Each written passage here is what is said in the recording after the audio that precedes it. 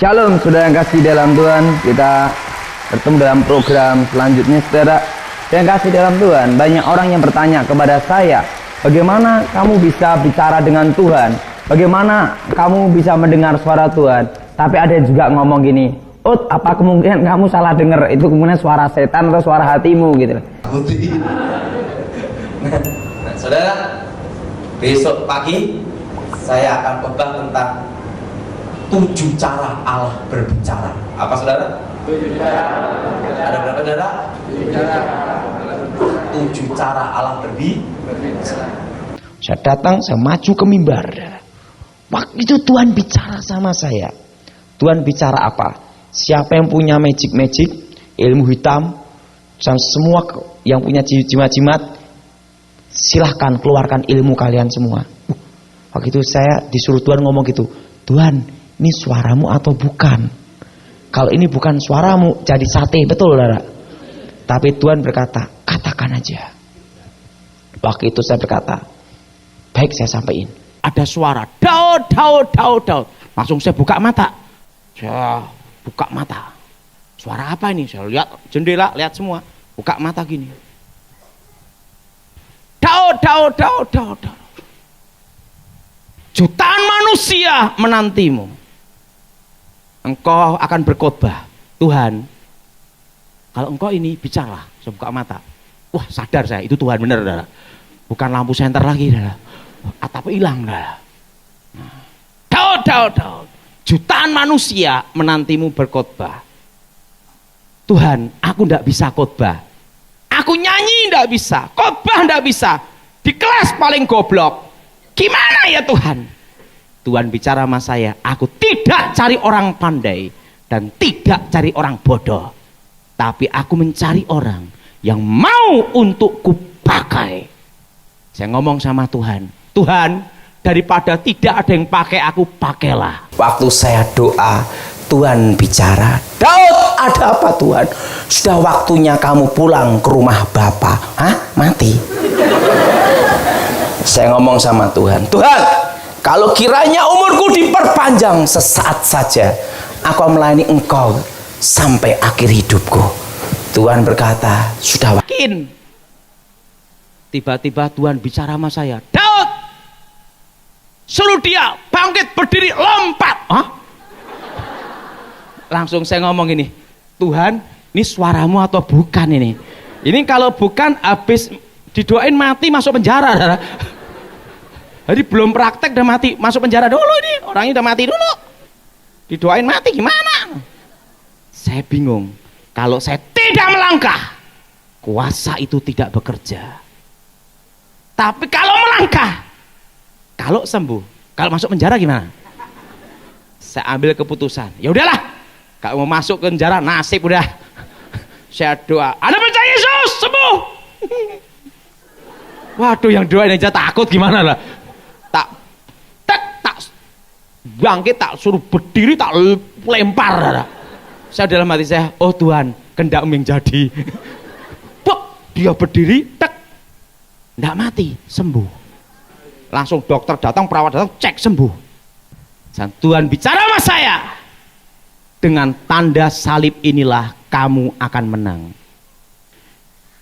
Langsung saya ambil plastik itu, saya nemuin mama saya. Mama, saya mau kerja plastik. Ini ada uang 100.000. Kalau kamu berhasil, berarti Tuhan menyertai kamu. Kalau gagal, modal terakhir. Tuhan bicara sama saya, jual pabriknya dan uangnya belikan tanah semua. Nanti akan kutunjukkan satu tempat tanah yang harus engkau beli. Saya doa, Tuhan, tunjukkan.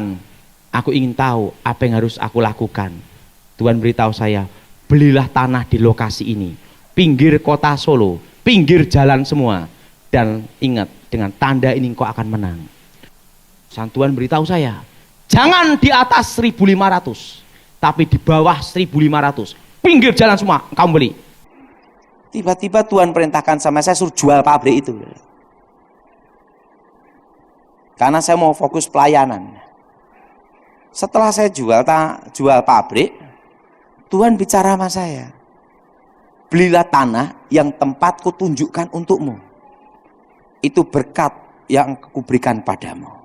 Nah, Tuhan beritahu saya, beli tanah di situ sebanyak-banyaknya, pinggir jalan. Loh, kamu kan punya pabrik plastik. Saya jual akibat dengar suara Tuhan. Benar suara Tuhan? Iya. Dalam hati saya, bener enggak ya? Tapi saya dengar suara Tuhan sendiri gitu loh.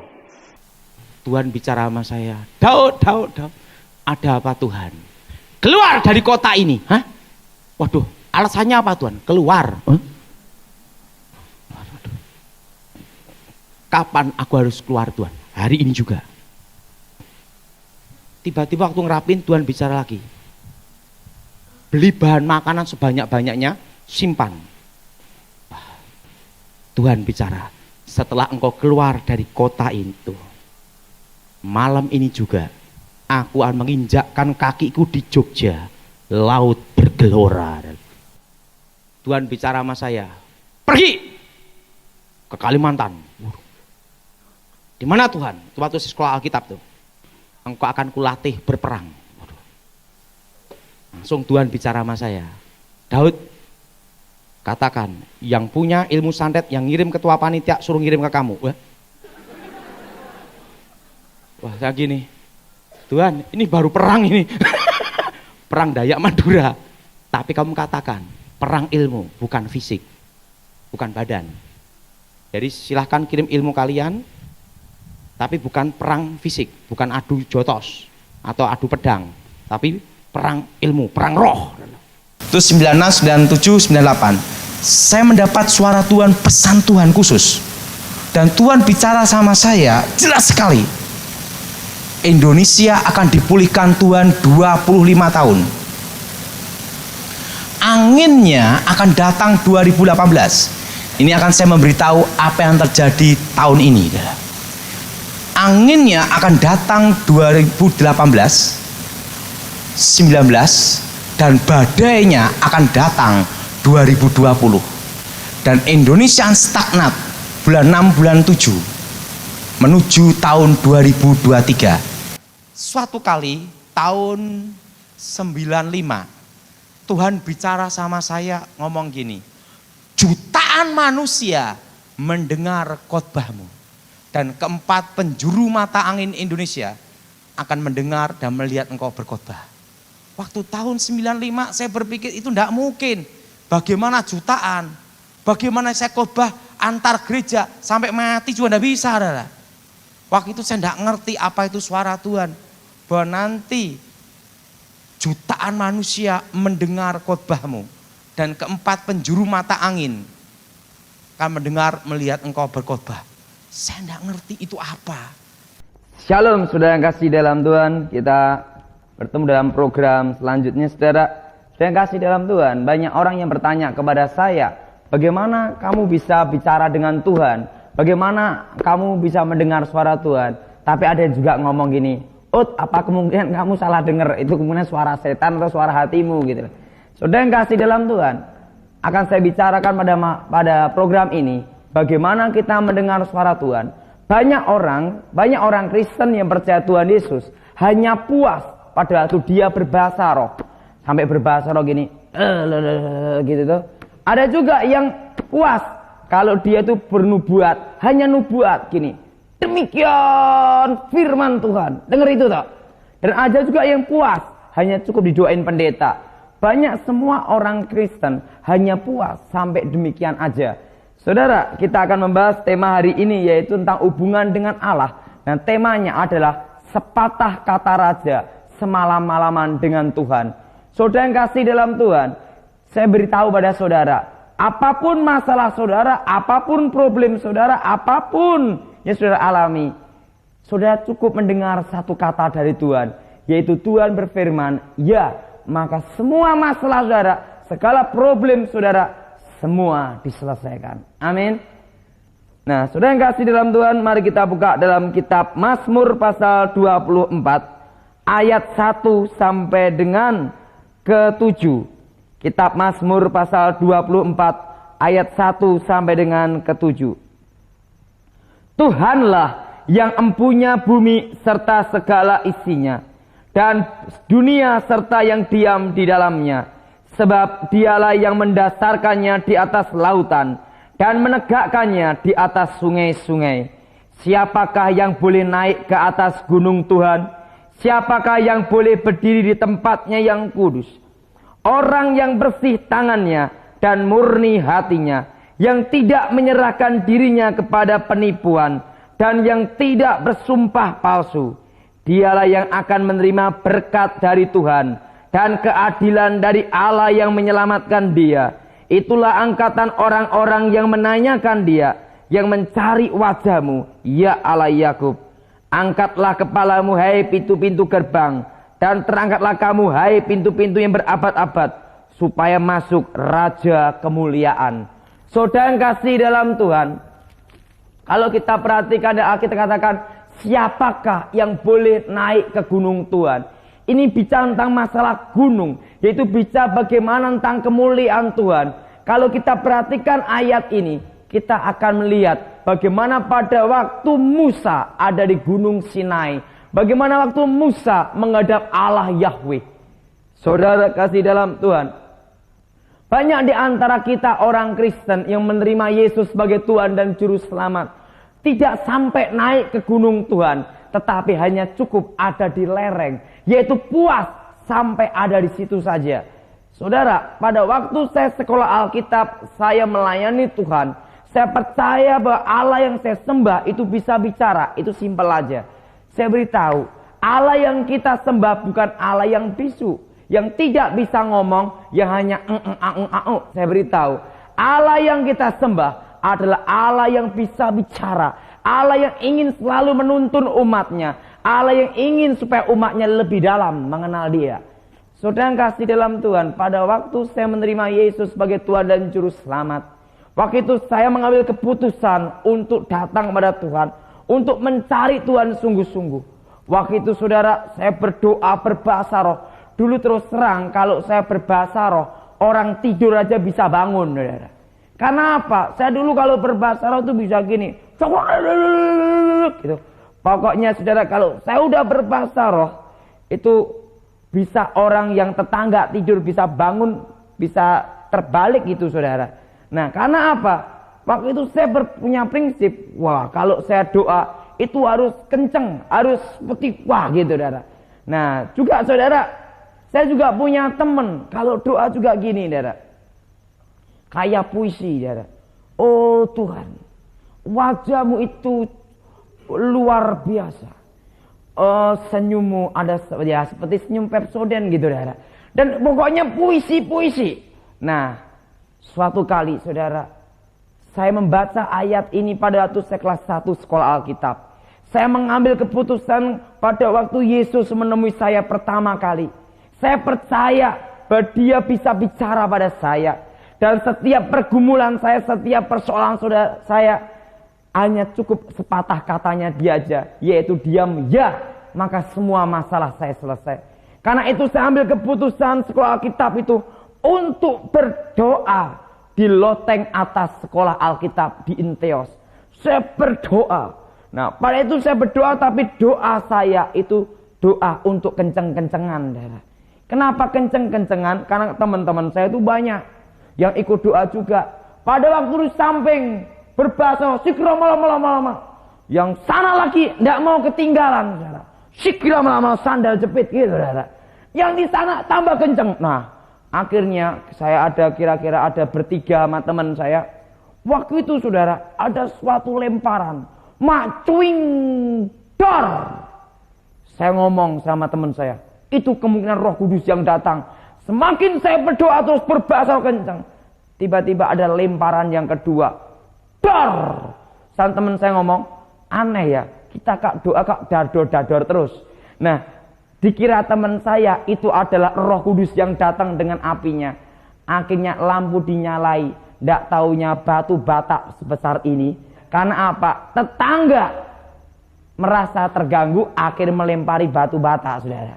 Nah, saudara, bukankah di antara kita sebagai umat Kristen, kalau doa juga demikian, terutama kalau ada di persekutuan, ada di gereja-gereja, pokoknya doa lomba kenceng supaya didengar banyak orang. Bahkan kalau ada yang berbahasa roh bisa gini-gini.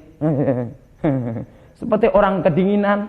Ada yang juga kalau berdoa seperti gini, saya pernah waktu khotbah di Surabaya, bayangin, masa muji Tuhan nyanyi gini.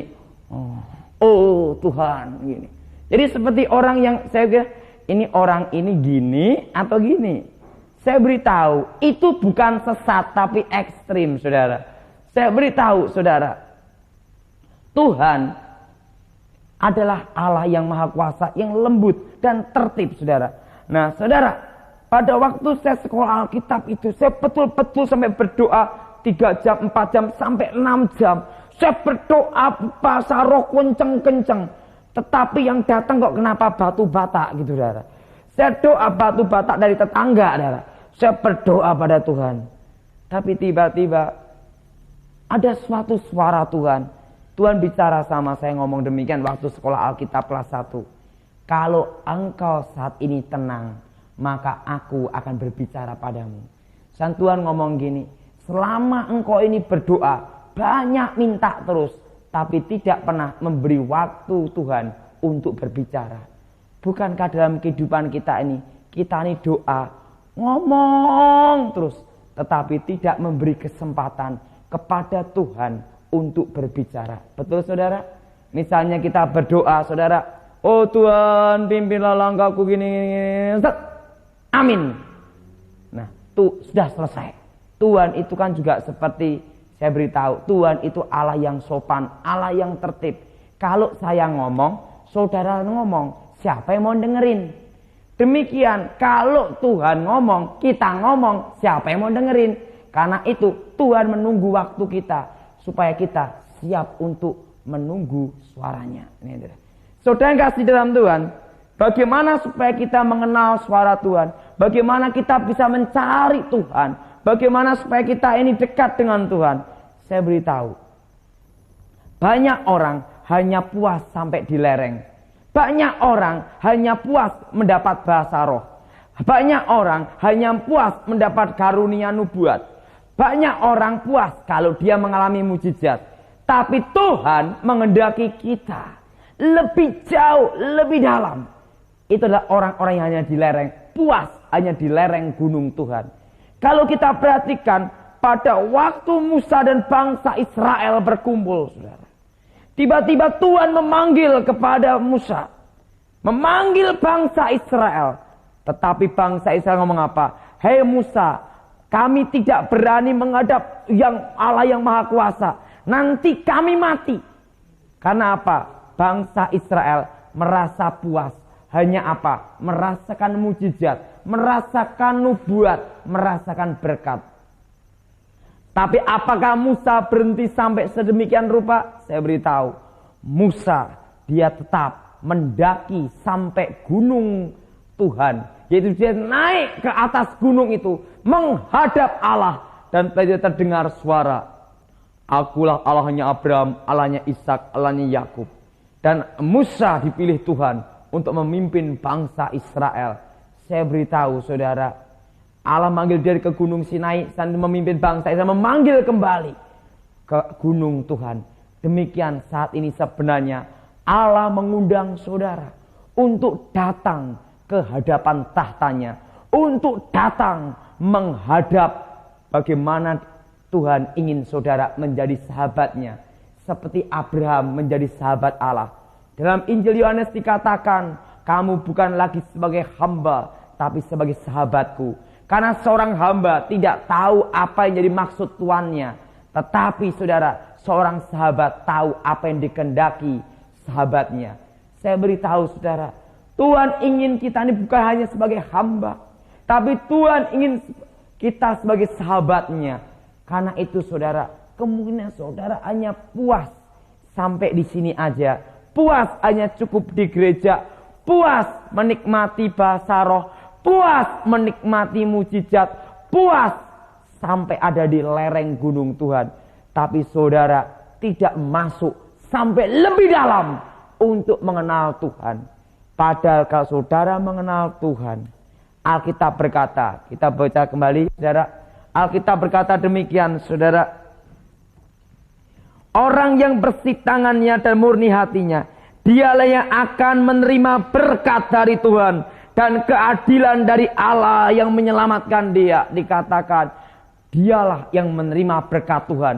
Sebenarnya semua masalah saudara, kalau saudara dekat dengan Tuhan, apapun problem saudara, Tuhan cukup berkata iya, maka tinggal membalikkan tangan.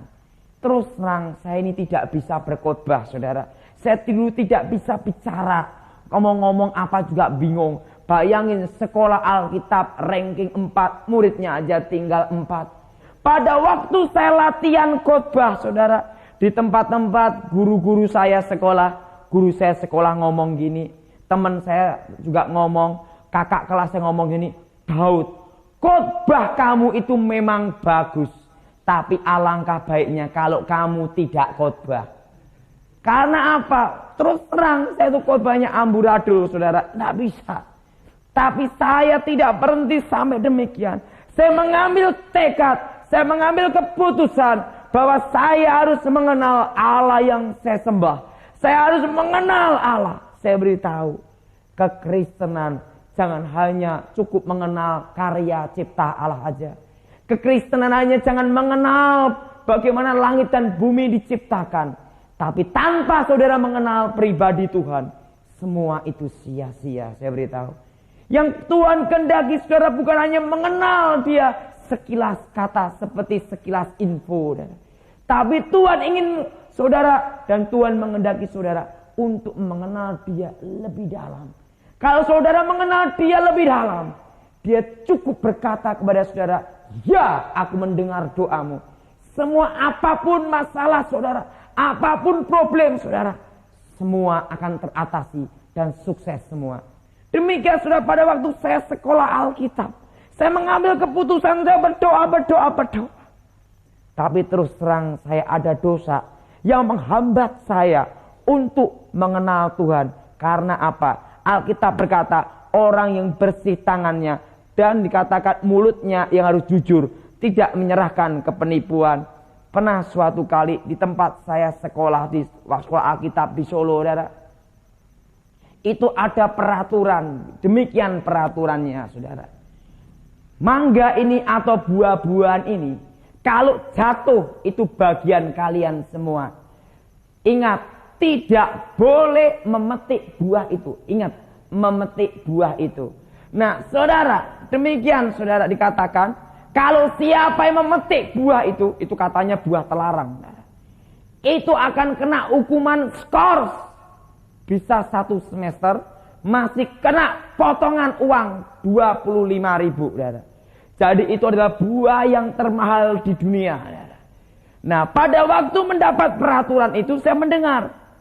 Ingat, gurunya sekolah Alkitab ngomong tidak boleh memetik. Berarti kalau saya orangnya cerdik, saudara, menggorok gini kan diopiok-opiok, batangnya diginikan kan otomatis buahnya jatuh. Tidak megang buahnya, tapi hanya megang pohon. Saya orok-orok jatuh semua, saudara. Saya makan itu semua. Akhirnya guru sekolah Alkitab gini datang gini. Ini kok aneh, siapa yang tugas nyapu di sini? Buah-buah kok bisa berjatuhan semua? Nah, saya dipanggil, saya juga pandai. Loh, siapa ini? Sampai yang muda, sampai yang tua hilang semua gitu loh. Saya ngomong sama dia gini, Pak, Bapak perintahkan kan tidak boleh memetik. Saya tidak memetik, bahkan nyentuh buahnya di pohon aja enggak. Tapi saya hanya pegang batangnya saja. Saya orok-orok dan berjatuhan semua. Wah, langsung guru saya ngomong gini, wah kalau gitu kami kalah cerdik. Peraturan yang berikutnya, memegang pohonnya pun juga tidak boleh. Wah ini saudara, peraturannya bertambah saudara. Nah, tapi karena saya makan buah itu, saya berdoa mencari Tuhan. Itu susah tidak ketemu Tuhan. Karena apa? Saya membela diri saya, padahal itu dosa. Itu kan juga termasuk mencuri juga, walaupun ada izinnya. Izinnya setelah ketahuan saudara. Nah, waktu sekolah Alkitab, karena saya merasa demikian, saya ngomong sama guru saya akui dosa saya beritahu, tidak menyerahkan tangannya kepada penipuan, kepada kecurangan, yaitu hati yang berkenan di hati Tuhan. Saya beritahu, manusia hanya melihat apa yang dilihat mata, tapi Allah itu melihat hati. Saudara, pada waktu itu saudara, saya mengakui dosa saya beritahu, banyak orang mencari Tuhan, tetapi banyak orang yang tidak mengenal Tuhan pula secara pribadi. Karena apa? Ada masih banyak dosa-dosa yang terselubung, masih banyak dosa-dosa yang tidak diakui, tetapi kita masih membela diri kita. Saya pun juga membela diri saya. Saya tidak metik, hanya megang batangnya aja, tapi itu tetap dosa, saudara. Dari situlah saya tahu harus hati yang berkenan di hati Tuhan. Sejak sekolah Alkitab kelas 1 itu, saya betul-betul mengambil tekad, mengambil keputusan untuk mencari Tuhan dan hidup berkenan di hati Tuhan. Saya beritahu saudara, kemudian saudara saat ini banyak sekali berbuat dosa. Saudara banyak menyimpan kekecewaan, saudara banyak menyimpan akar pahit, saudara banyak menyimpan dosa. Bahkan saudara sendiri membela dosa saudara sendiri. Yang Tuhan kehendaki supaya saudara tidak membela dosa saudara, tetapi saudara mau mengakui dosa. Saudara ambil keputusan itu. Dan pada waktu saya mengambil keputusan mencari Tuhan, tiba-tiba saya mendengar suatu suara. Daud, Daud. Waktu itu saya buka mata. Saya kira itu suara tetangga, atau suara teman saya yang bangun tidur. Waktu itu saya buka mata, tidak ada suara lagi. Saya mulai berdoa lagi. Tiba-tiba saya mendengar suara Tuhan. Tuhan ngomong apa? Daud, aku di sini. Tiba-tiba saya mendengar Tuhan bicara di dalam hati saya, di dalam roh saya. Dia berkata pada saya, selama ini kamu berdoa meminta-minta terus, tetapi tidak memberi kesempatan Tuhan bicara. Dan yang kedua, kamu selama ini hanya puas sampai berbahasa roh aja, yaitu apa? Tapi engkau tidak sampai masuk mengenal Tuhan secara pribadi. Saudara, ada yang bertanya sama saya, Pak, bagaimana cara kita membedakan suara Tuhan?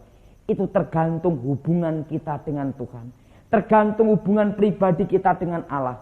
Misalnya saudara punya istri, saudara telepon sama istri, sayang gitu. Istri akan tahu, wah ini suami saya. Tapi tiba-tiba ada laki-laki lain yang telepon ke istri saudara ngomong gini, oh my darling. Langsung ditengking dalam nama Yesus, setan keluar. Karena apa? Tahu itu bukan suara saudara gitu loh. Nah demikian saudara, hubungan pribadi dengan Tuhan itu diawali suatu keputusan terlebih dulu. Keputusan untuk mengenal Tuhan dulu dan mau hidup berkenan di hati Tuhan.